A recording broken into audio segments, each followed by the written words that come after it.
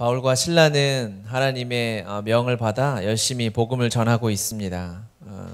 우리가 읽은 말씀은 이제 데살로니가라는 지역으로 이동한 상태고요. 그 전에 우리 16장 우리 지난주에 간수가 당황해서 죽을 것 같은 위기에 있을 때 주 예수를 믿으라 그리하면 너와 내 집이 구원을 받을 것이다. 이 말씀을 나누었죠.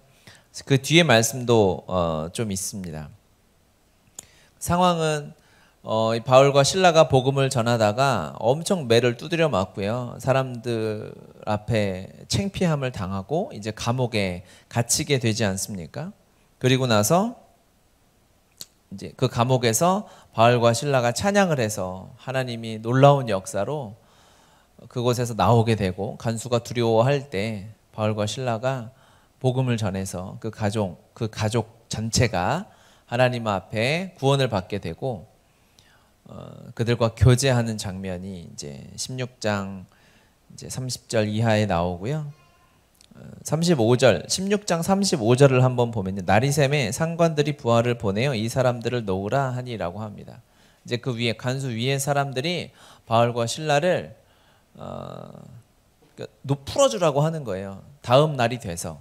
그러니까 상황이 어떤지 아시겠죠. 바울과 실라가 감옥에 갈 이유가 없었던 거예요. 그런데 사람들이 하도 달려들고 어지럽게 하니까 시끄러워지니까 이제 이들도 정치적으로 그냥 판단을 한 거죠. 그래서 때리고 감옥에 가둔 것입니다.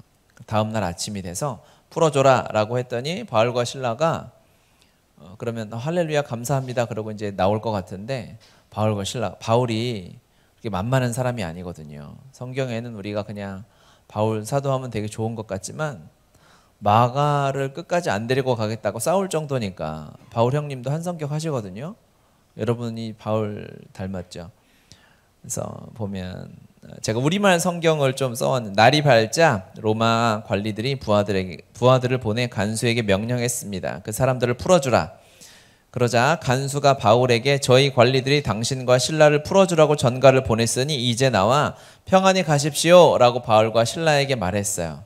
그랬더니 바울과 실라가 이렇게 합니다. 이게 성경보다 우리말 성경이 세번역 성경보다 우리말 성경 이 부분은 더 리얼하더라고요. 그래서 제가 적어왔는데 그러자 바울이 그 부하들에게 말했습니다.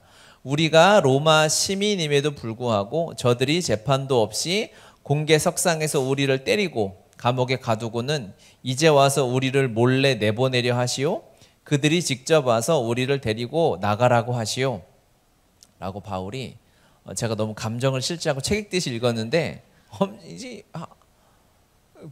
간수 가족 구원도 했겠다. 이제 지금 장난하냐고 지금 날 이렇게 때려놓고 난 로마 시민인데 그런데 너희들이 재판도 없이 나를 가둬?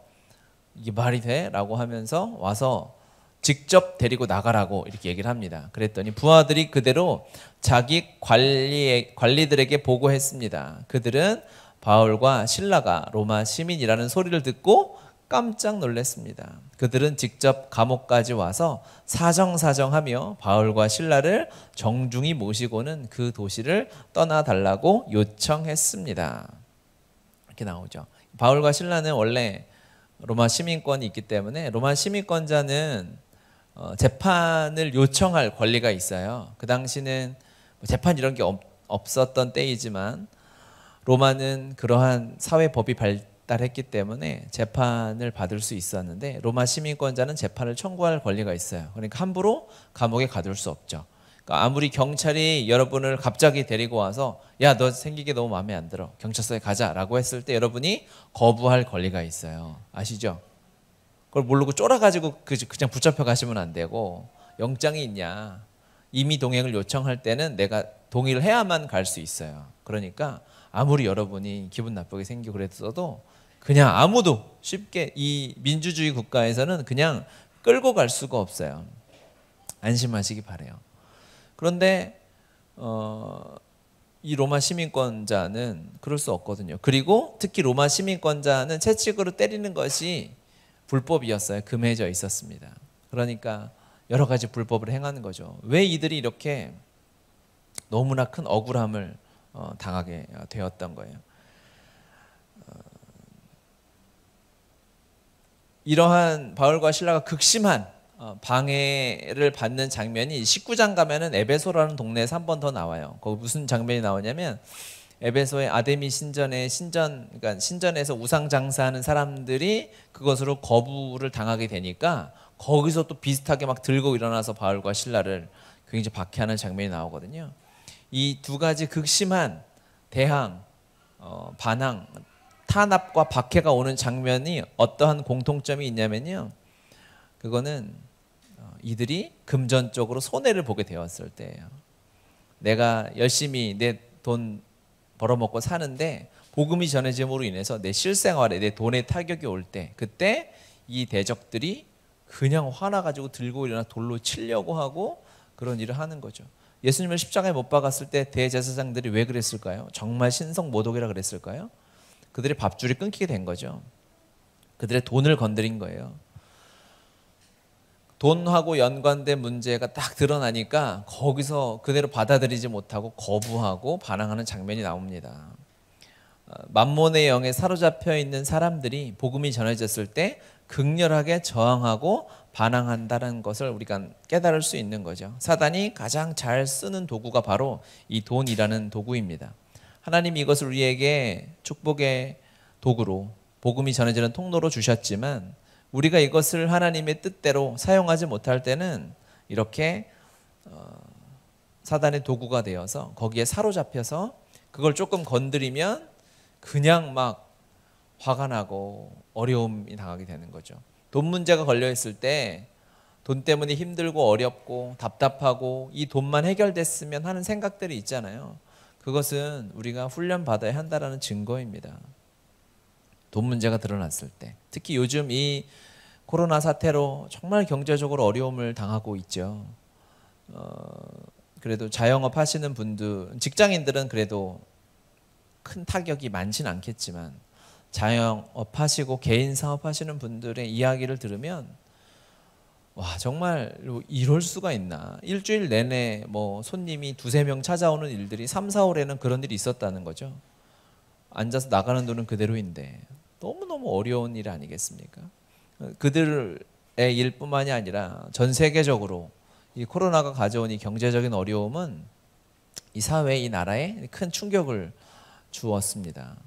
이때 우리는 훈련하고 돌아봐야 해요. 내가 돈에 얼마만큼 내 마음을 두고 살아가고 있지는 않는가. 세상은 이 돈, 자본주의 시대를 우리가 살고 있기 때문에 그 분위기에 그냥 젖어 있어요. 믿음이 있는 우리도 어쩔 수 없이 그것에 내 생각이 많이 흘러가 있음을, 그것을 내가 응원하진 않아도 그냥 끄떡끄떡하는 정도로는 우리가 마음이 많이 가 있다는 거예요. 성경은 그렇게 재정의 가치와 기준을 이야기하지 않거든요. 세상의 것, 돈이, 우리도 그냥 흔히 그래도 믿음 있는 그리스도인도 이렇게 생각할 거예요. 돈 그 자체가 행복의 조건은 아니지만 돈이 없으면 불행해질 거야 라는 생각들을 하게 되죠. 여러분이 연기하시느라고 지금 끄떡끄떡을 많이 참고 막 이렇게 하시는데 그렇지 않나? 돈이 없으면 불행하지 않나? 여러분, 이 생각 자체가 이미 이 사단이 짜놓은 이 함정에 다 빠져 있는 거예요. 그 프레임 안에서 노는 거예요. 그러니까 아무리 그 안에서 돈으로 자유하려고 해봤자 안 되는 거죠. 돈이 없다고 불행하지 않습니다. 분위기가 갑자기 냉랭해지는 건 제 기분 탓인지 모르겠는데 비가 와서 그런 거겠죠, 오늘. 그러면 만약에 정말 돈이 많고 적음이 내 행복의 조건, 막 행복하진 않아도 그냥 감사하면서 사는데 돈이 없으면 감사가 사라지는 거 아닙니까? 라고 항변한다면 이 바울은 정말 불행했던 사람 아니겠어요? 베드로는 비참하게 죽었어요. 그럼 베드로와 바울은, 아니 예수님은 세상에서 가장 비참하고 불행하게 살았던 사람 아닙니까? 그러면 사역자만 이렇게, 선교사만, 목사만 이렇게 살아야 되는 걸까요? 당연히 그런 거 아니겠죠. 우리가 모든 그리스도인들이 왕 같은 제사장으로 부름받아 살고 있는데요. 우리 더욱 훈련해야 합니다. 더욱 하나님 앞에 내 통장을 말씀 앞에 비추어 봐야 돼요. 내 마음을 비추어 봐야 돼요. 내 마음의 기쁨의 이유가, 내 마음의 슬픔의 이유가 혹시 돈이지는 않은가? 내가 돈이 어느 정도 있으니까 좀 안정감을 누리고 있지는 않은가? 라는 생각들을 하면서 하나님 앞에 기도하고 점검해야 합니다. 하나님이 여러분에게 재정을 주셨다는 것은 목적이 있다는 것이죠. 그 재정이 하나님의 목적에 따라 제대로 흘러가고 있는가를 반드시 점검해야 합니다. 최소한 하나님이 주신 재정은 최소한이 아니라 반드시 세 군데로 흘러가야 합니다. 첫 번째는 뭐죠? 하나님 나라를 위하여 흘러가야 되겠죠. 그것이 교회를 통한 것이든지 선교사님을 위한 통한 것이든지 여러분이 후원하는 어떠한 곳을 통해서라도 하나님 나라와 복음의 영광을 위하여 선교 완성을 위하여 흘러가야 되겠죠. 두 번째는 이웃을 위하여 흘러가야 되겠지 않습니까? 사랑이 부족한 하나님이 이 세상에 하나님의 공의하심 안에서 불공평을 허락하셨다라고 제가 얘기했습니다. 누구는 월급을 많이 받고요, 누구는 월급을 적게 받고, 심지어 빈민들, 가난한 사람들이 사는 그런 나라는 월급이 없는 경우도 있어요. 한 달에 1달러로 살아가는 사람들이 지구상에 20, 30%가 넘는다고 하지 않습니까? 왜 그런 하나님의 공의로우시고 사랑의 하나님이신데 왜 그런 불공평을 허락하셨을까? 그것은 하나님이 우리를 믿기 때문이다 라고 제가 수없이 얘기하죠. 하나님이 우리에게 주신 복이 그들에게 흘러갈 것이기 때문에 아버지께서 그것을 아심에도 불구하고 인내하시고 기다리시는 거예요. 우리를 통해 흘러갈 것이기 때문에. 하나님이 여러분에게 우리 교회에 재정을 허락하셨다면, 재정의 복을 주셨다면 그것은 흘러가야 합니다. 이웃들에게, 가난한 자들에게, 그것이 NGO를 통해서 갈 수도 있고요. 여러분이 직접 후원을 하는 경우도 있을 수 있겠죠. 상관없습니다. 어떻게든 하나님이 나에게 주신 재정이 기도하면서 비율을 결정해서 금액을 결정해서 그 마음에 정하신 대로 기뻐하심을 따라 흘러가도록 우리 재정이 잘 가고 있는가를 봐야 합니다. 그리고 세 번째는 어디로 가야 할까요? 나를 위해서 가야죠. 그렇죠? 막 은혜를, 과거에 죄를 너무 많이 지었던 사람이 평생 돈의 노예로 살다가 이제 은혜를 받았어요. 그리고 저는 이제 하나님을 위해서, 남을 위해서 쓰는 거는 막 그냥 베풀어야지, 섬겨야지 하는데 자기 자신을 위해서 철저하게 쓰지 못하고 인색한 사람들이 있어요. 이것도 하나님이 기뻐하시는 것은 아닙니다.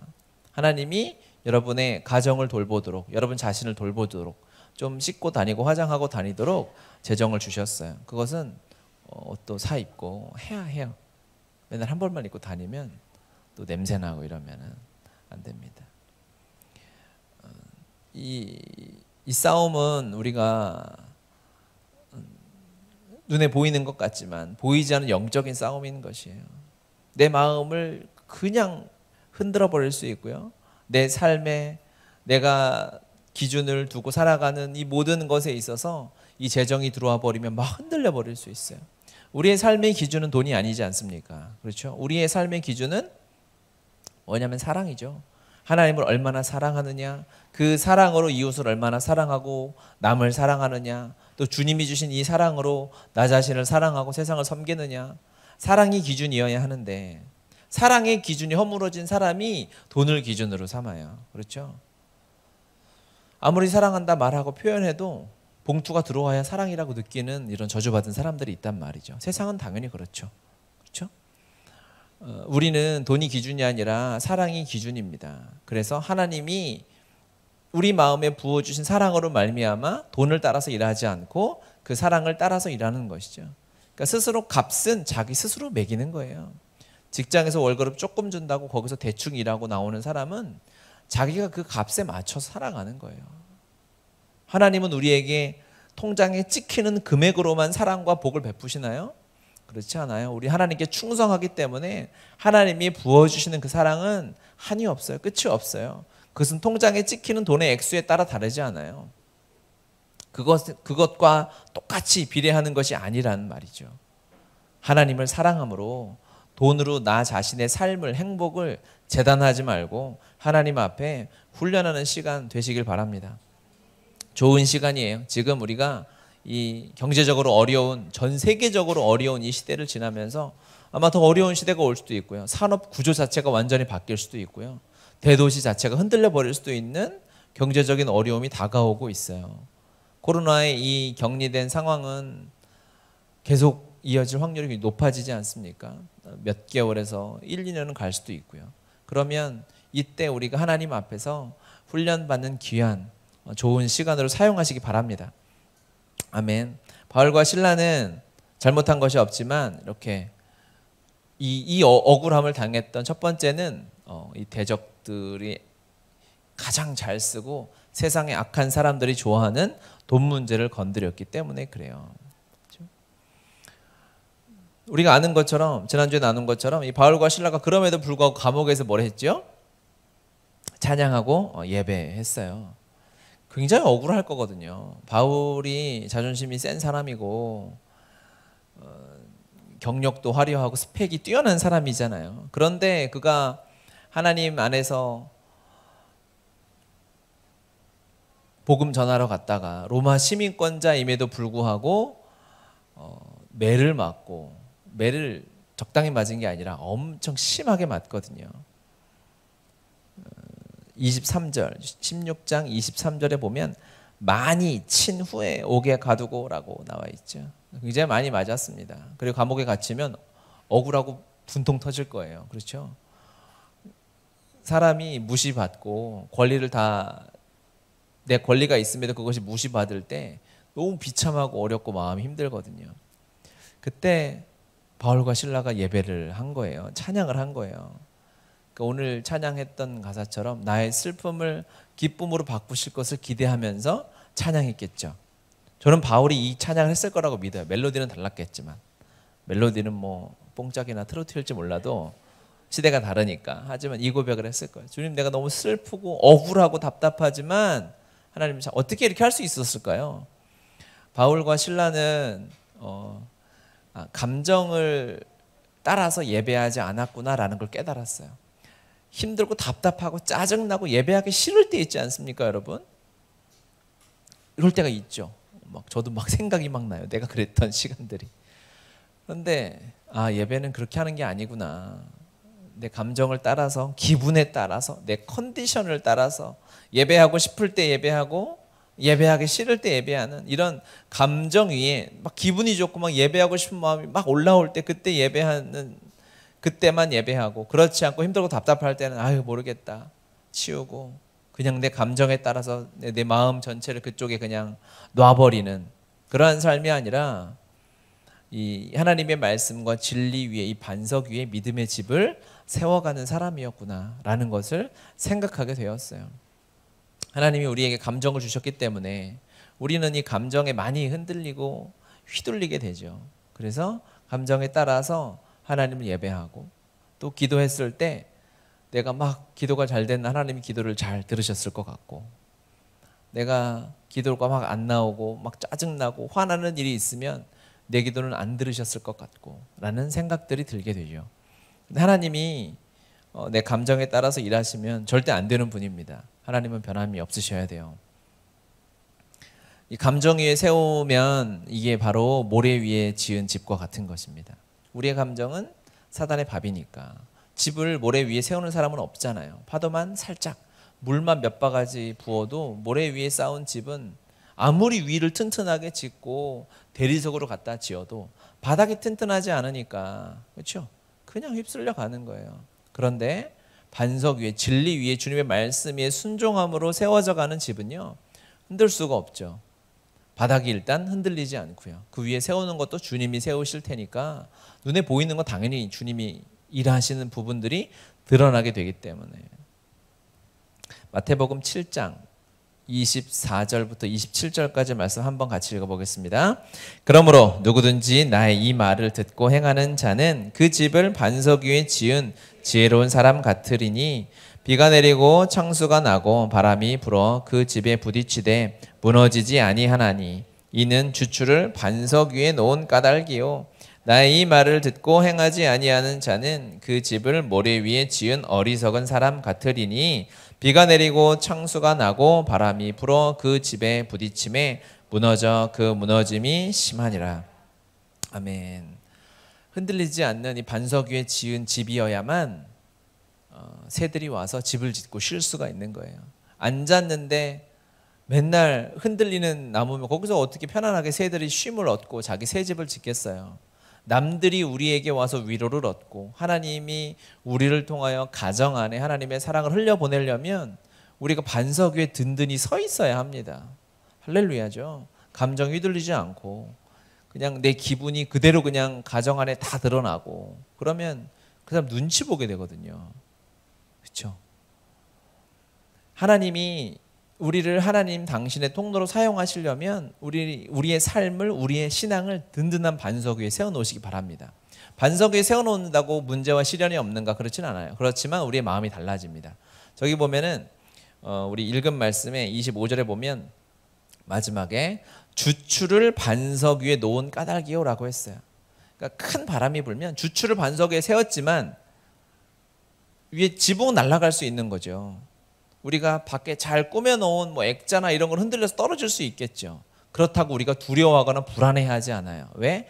우리 집은 반석 위에 세워져 있기 때문에 약간의 흔들림은 있고 고장나는 건 있어도 고칠 수 있어라는 생각이 드는 거죠. 이런 사람의 반응과 그냥 바람이 불면 집이 무너질까 두려워하는 사람의 태도는 너무 다른 것입니다. 그렇죠? 반석 위에 세워져 있는 사람은 즉 하나님의 통로로 남을 위로하고 그들을 바라보고 중보할 수 있는 사람인 거예요. 반석 위에 세워놓지 않으면 내 마음 흔들리는 것조차로 끝나는 것이 아니라 남들을 돌아볼 수 없는 거예요. 일단 내가 두렵거든요. 일단 내가 힘들고 어렵거든요. 우리는 우리 혼자 사는 사람 아니잖아요. 하나님이 기도할 제목을 주셨어요. 그거는 영적인 책임이 있는 거죠. 나 혼자 잘 먹고 잘 사는 것으로 끝나는 것이 아니라 주님을 알지 못하고 복음의 은혜를 누리지 못하는 사람들을 기도하고 중보해서 하나님 앞으로 인도해야 하는데, 그래서 여러분 흔들리지 마십시오. 여러분 너무 감정의 기복이 심하지 않았으면 좋겠어요. 제가 이번 주에 누가 저한테 화냈다고 제가 이렇게 얘기하는 게 아니에요. 오해하실 것 같은데 말씀을 통해서 주님이 그런 은혜를 주셨어요. 신앙을 그렇게 하나님 앞에 든든 흔들리지 않는 주춧 기둥들을 세워놓으셔야 돼요. 그래서 하나님 우리에게 율법을 주시는 거예요. 율법은 선물이에요. 율법 같은 행위들을 우리가 함께 훈련하잖아요. 아침에 큐티를 해라. 이것은 여러분 마음의 감동이 일어서 오늘 아침에는 말씀을 너무 읽고 싶다. 그럴 때 하고 오늘은 기분 짜증나고 아침 일어나는데 너무 피곤해. 그래서 큐티를 안 할 거야. 이게 바로 반석 위에 세우지 못한 집인 거예요. 그러면 사단은 우리 말씀에서 떠나게 할 때 우리 감정만 건드리면 되는데요. 그렇죠? 그러면 그 사람은 말씀 없이 하루를 살 수 있게 되는 거예요. 그래서 율법이 우리에게 복된 것입니다. 율법으로 여러분의 삶에 만들어 놓으세요. 아예 고정시켜 놓으시는 거예요. 흔들리지 아니하도록. 그것이 우리를 살리게 되는 거죠. 기도의 시간도 마찬가지고요. 우리가 함께 훈련하고 예배하는 공예배, 또 하나님 우리에게 허락하신 진정한 교회 원형의 순모임, 이런 것들을 여러분의 삶에 고정시켜 놓으면 24시간 동안 타락해도 1시간은 예배할 수 있는 거 아니겠어요? 1시간은 기도하고 나아갈 수 있는 거죠. 그 영적인 영향력이, 복음의 능력이 우리의 삶에 그 시간을 통하여 떨어지면 확장되어져서 우리의 삶을 회복하는 계기가 될 줄 믿습니다. 주님 앞에 다시 우리의 예배와 경건의 생활을 점검하는 시간이 되셨으면 좋겠다. 그런 말씀을 하나님께 주셨어요. 그런 마음을 주셨어요. 그래서 첫 번째는 이제 우리의 재정 상황을 점검해 보자라는 것이고, 두 번째는 우리의 예배의 삶, 하나님 앞에 경건의 삶, 정말 경건을 향한 열망이 우리 안에 다시 솟아나도록 점검하면서 17장으로 가면요. 이제 데살로니가 지역으로 바울과 실라가 넘어갔습니다. 그곳에서 바울과 실라가 이제 그곳에서도 당연히 어려움을 당하게 되죠. 2절 같이 한번 읽어보겠습니다. 바울이 자기의 관례대로 그들에게로 들어가서 새 안식일에 성경을 가지고 강론하며, 안식일에 바울이 하던 대로 회당에 유대인들이 모여있지 않겠습니까? 유대인의 회당에 들어가서 너희들이 그렇게 기다렸던 메시아가 바로 예수다. 예수가 그리스도다. 그분이 나를 위해 죽고 부활하셔서 내 안에 살고 계신 성령님이시다 라고 설교를 한 거예요. 그랬더니 4절, 그 중에 어떤 사람 곧 경건한 헬라인의 큰 무리와 적지 않은 귀부인도 권함을 받고 바울과 실라를 따르나. 많은 사람들이 복음 앞에 반응하고 따르게 되죠. 그런데 다른 나로 돼 있죠. 그런데 5절 보면 유대인들은 시기하여 저자의 어떤 불량한 사람들을 데리고 떼를 지어 성을 소동하게 하여 야손의 집에 침입하여 그들을 백성에게 끌어내려고 찾았으나, 복음을 전하니까 물론 할렐루야 반응하고 하나님을 따라오는 사람이 있는데 극심하게 반대해서 막 불량배들을 끌고 와서 바알과 신라를 힘들게 하고 어렵게 하는 무리들이 있는 거예요. 그렇죠? 복음을 가지고 있으니까 그렇게 대우하는 거예요.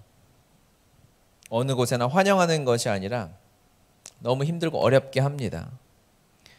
찾았으나 발견하지 못하매 야손과 몇 형제들을 끌고 읍장들에게 가서 소리질러 이르되 천하를 어지럽게 하던 이 사람들이 여기도 이르매 야손이 그들을 맞아 들였도다. 이 사람들이 다 가이사의 명을 거역하여 말하되 다른 임금 곧 예수라는 이가 있다 하더이다 하니, 즉 이 대적자들, 이 불량배들의 논지가 뭔가요? 우리는 가이사를 섬기는데 저것들은 예수라는 다른 임금을 섬긴다라고 하는 거예요. 그러니까 힘들게 하고 어렵게 하고 소리 지르고 이 세상 이 동네에서 살지 못하게 쫓아내는 반응을 하는 거죠. 섬기는 임금이 다르니까, 그의 소속이 다르니까, 천국 백성이니까 세상에서는 다른 대우를 하는 거예요. 그렇죠? 아, 그렇구나. 바울과 신라가 한편으로는 억울하고 힘들었겠지만 한편으로는 할렐루야 했겠구나 라는 생각이 들더라고요. 그런 대우를 받는 것이 너무 당연한 거죠. 예수를 제대로 믿으니까, 복음에 연합된 삶을 사니까 세상에서 살아가는 것이 힘드네, 어렵네, 사람들이 날 싫어하네, 이런 반응이 당연하게 오는 거예요. 여권을 가지고 해외에 나가다 보면 이렇게 입국 심사를 받을 때 어느 나라든 그렇게 돼 있더라고요. 이쪽엔 자국민, 이쪽에는 다른 나라 사람. 근데 꼭 자국민은 줄이 적어요. 그런데 해외에서 온 비행기, 한국 비행기 국적기를 타고 가면 외국 사람들이 많으니까 줄이 엄청나게 길어요. 그러면 항상 그때 드는 생각이 있어요. 저기 좀 가게 해주면. 거긴 사람이 놀고 있으니까 공평하게 가야 되는데 그런 대우를 받지만 우리가 항의할 수 없어요. 여권이 다른데 어떡하겠어요. 어떻게 할 수가 없는 거. 출생 자체가 다르기 때문에. 터키에 들어갈 때는 아예 들어간 데가 3군데더라고요. 그땐 진짜 감사하면서도 불평이 나면서도 감사했는데, 첫 번째 자국민이 있어요. 거기는 사람이 엄청 없었죠. 두 번째는 제 기억에 괜찮은 나라, 이 표현이 이상한데 비자를 받지 않고 들어갈 수 있는 나라들이 줄이 있고, 또 이제 가난한 나라에서 온 사람들은 비자를 또 딴 데서 받아야 돼요. 그쪽 보니까 그래도 감사하다 생각이 들긴 했는데 어떻게 할 수가 없는 거예요. 우리가 프롬 헤븐이잖아요. 천국 백성으로 이 땅에 살다 보니까 이 세상에서 억울하고 힘들게 당하는 것이 너무 당연한 거예요. 기분 나쁘실 수도 있는데 아멘을 했어야지요. 그렇죠? 그런데 우리를 그렇게 대우하지 않고, 우리는 천국 백성인데 자기 나라 사람처럼 대우하면 이게 기분이 묘하고 안 좋단 말이죠. 기분이 나빠야 한단 말이죠. 세상이 우리를 그렇게 대할 때가 있나요? 대할 때가 있어요. 우리는 이 세상의 것에, 세상의 돈이나 세상의 것에 좌지우지되는 사람이 아니잖아요. 영원한 것 하나님의 나라를 꿈꾸고 그것을 전부로 여기고 사는 사람들이잖아요. 그런데 우리를 너 기분 나빠? 내가 돈 줄게. 내가 돈 줄 테니까 너 이거 해. 우리를 돈으로만 살려고 할 때 우리는 기분이 나빠야 되는 거죠. 그런 거예요. 끄떡끄떡 하세요. 우리를 너 맛있는 거, 좋은 거, 내 마음에 만족시켜주고 쾌락을, 내 하고 싶은 것, 내 자아 성취, 이런 것이 세상이 돌아가는 원리 아니겠어요? 세상 사람들은 그렇게 움직이죠. 그런데 우리는 그렇게 돌아가지 않잖아요. 그럼에도 불구하고 세상이 나를 그렇게 대우하고 나를 그 정도 인간으로 취급하려고 하는데 우리가 거기서 끄떡끄떡하고 거기에 순응하고 살아가는 건 여러분 기분 나빠야 돼요.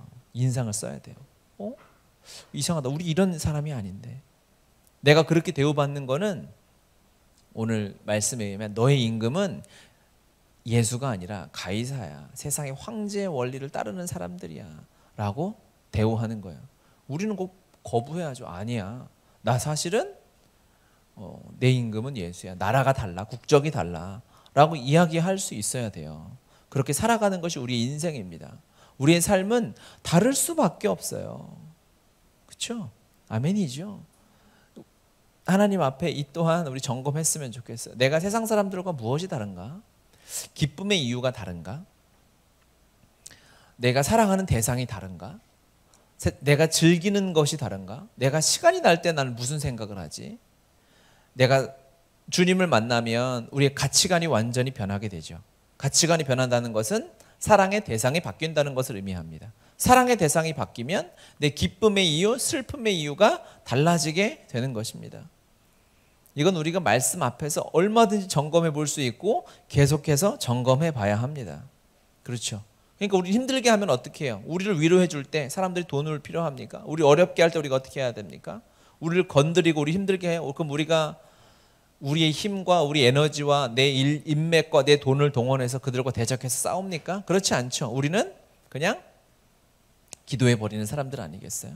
그렇죠. 하나님께 예배해 버리고 바울과 실라가 그랬던 것처럼, 그러니까 바울과 실라가 여기서 하나님을 찬양했던 것은 임금이 달랐기 때문이에요. 바울과 실라가 섬기는 임금이 여전히 가이사였다면 그의 아이덴티티가 여전히 로마 시민권이라는 것이 가장 강했다면 감옥에 가두자마자 당장 간수를 불러내겠죠. 그렇죠.